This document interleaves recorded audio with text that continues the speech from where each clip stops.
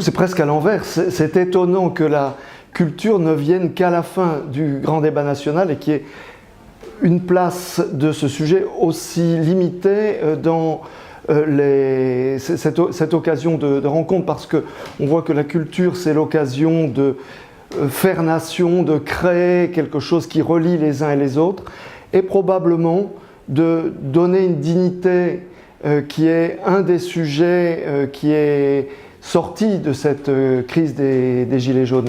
Donc c'est essentiel et on aimerait qu'il y ait plus de débats sur la culture.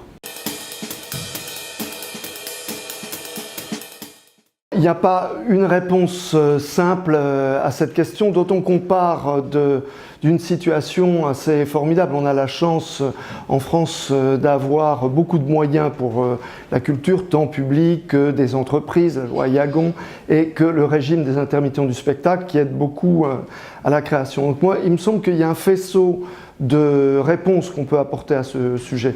Le premier, c'est que justement la culture revienne au centre de la parole publique. Il ne faut pas avoir honte de la culture, il faut la revendiquer parce que c'est un des éléments pour faire nation.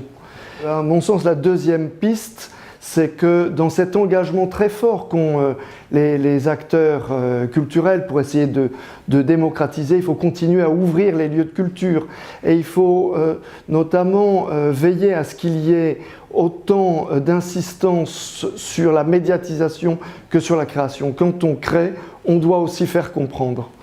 La troisième piste, elle est sur ce besoin de créer un désir, une envie de culture très tôt. Donc tout le monde reparle et c'est nécessaire de ce besoin de susciter l'éducation à la culture, mais qui demande beaucoup de moyens dans des emplois du temps des élèves et des professeurs qui sont déjà chargés. Mais il ne faut pas abandonner ça, il faut avancer dans cette direction-là.